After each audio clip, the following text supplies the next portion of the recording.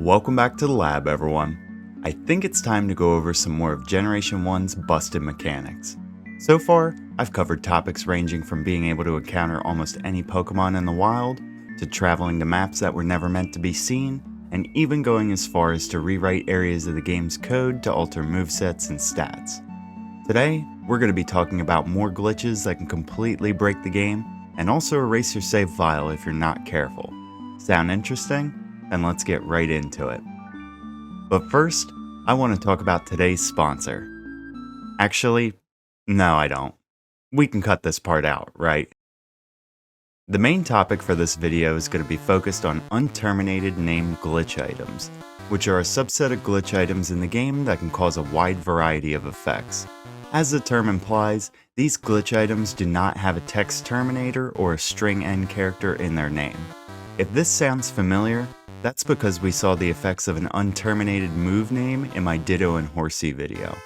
If you like a longer explanation, you can check that out, but item names, map names, text boxes, and pretty much any other pieces of text in the game use what's called a string end character, an invisible marker that tells the game when text is finished being copied or displayed. When attempting to copy a name that lacks a string end character, the game will continue to pull data until it finds one, corrupting memory in the process. Many times, this will cause a crash or render your save file useless, but there's also a lot of neat things you can do with them.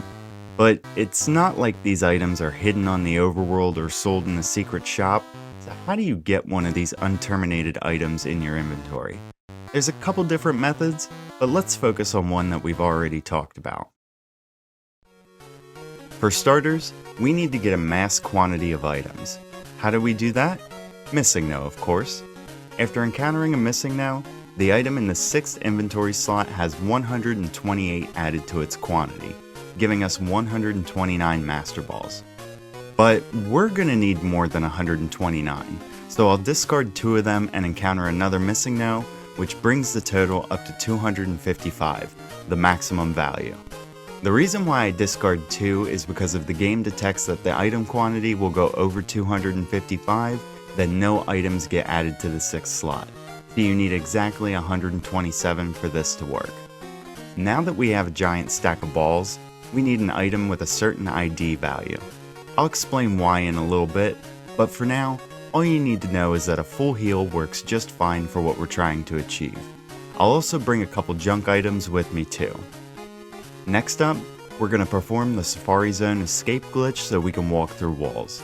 I've covered this in my Glitch City explanation, but escaping the Safari Zone and jumping over a ledge before being recalled will put the player in a state that ignores map collision.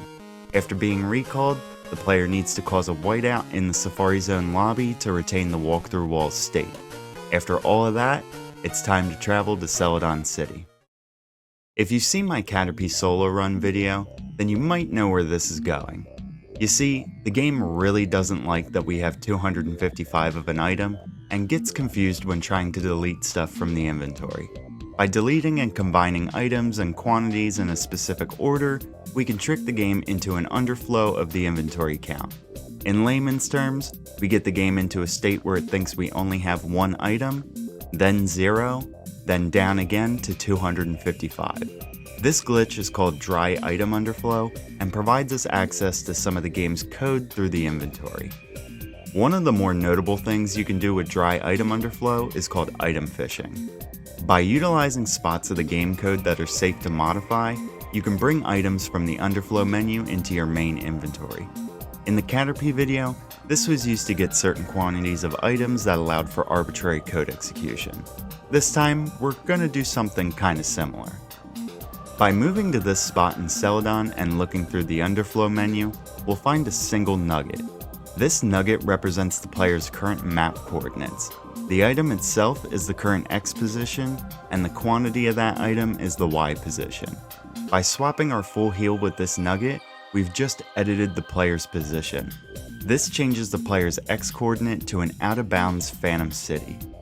For the unfamiliar, a Phantom City is a copy of the current map that the player is on, but it lacks any sort of objects, NPCs, or map transitions. When we swap the nugget with the full heal, this caused the player to be warped outside of Celadon City's boundaries on the X-axis, bypassing the transition that would normally take you to the adjacent route. This is why we needed to make sure that the item we swapped had a certain ID value. For this to work properly, the ID needed to be above hex 33, and a full heal has an ID of hex 52. So why did we go through all this effort just to get out of bounds in Celadon? Well, it's to make use of something called the Celadon City looping map trick. Since we bypassed the route transition, we'll be able to keep walking to the right without exiting Celadon, which increases the exposition after every step the player takes. Combined with item fishing, we can get any item we want as long as we know the item ID that we're looking for. We can continuously walk to the right to increase the item ID that shows in the underflow menu, and after getting to this spot on the map, we'll find an item that is usually referred to as the PC item. This is an unterminated name glitch item that will allow us to perform some interesting tricks.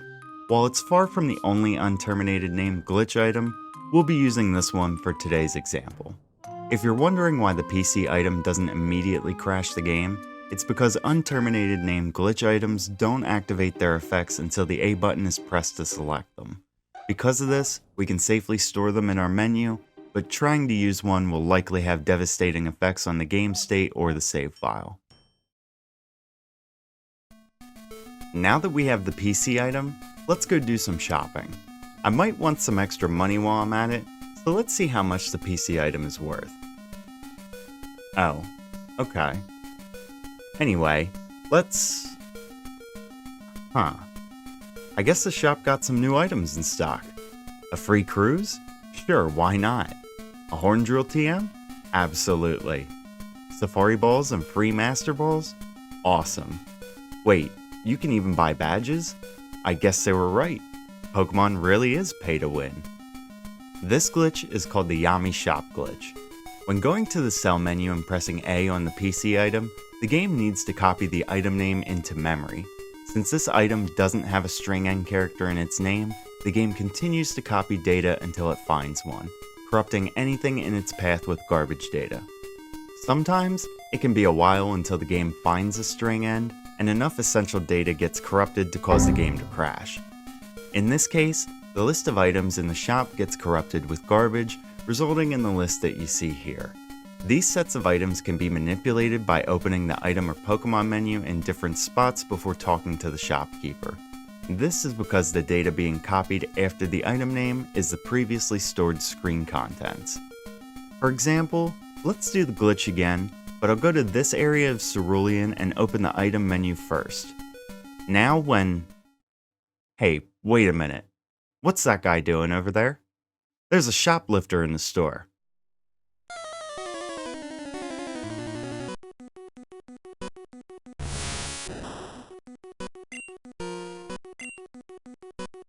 By order of the Jarl, stop right there. You're under arrest, buddy.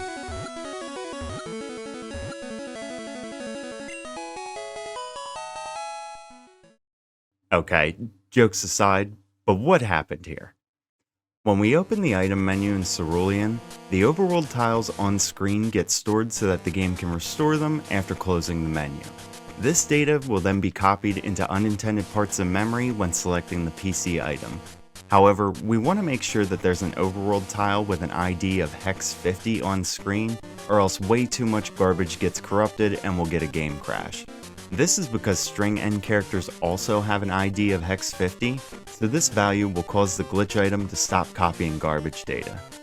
The overworld tile with an ID of hex 50 is the bottom left corner of the tree tiles. So, in short, the location of the first tree tile determines how much memory gets corrupted before finding the string end character. Opening the item menu at this location creates enough garbage data that several addresses related to battle are overwritten, and this is why a battle immediately starts after closing the shop menu. Looking at this in a memory viewer, you can see, well, a bunch of confusing numbers on screen. What's important here is the address at D059. When the corruption gets executed, you'll notice that a ton of data gets changed, and the value at D059 becomes 7C. This is the address that determines the current opponent Pokemon, with 7C being the ID value for a Metapod.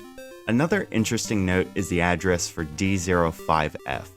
When this value is set to anything other than 0, the game interprets this as the Pokemon being hooked by a fishing rod. The hooked Metapod is actually the mascot for Glitch City Laboratories and is the only known Pokemon that you can encounter in the English version of the game with this method, due to how the address at D059 gets corrupted.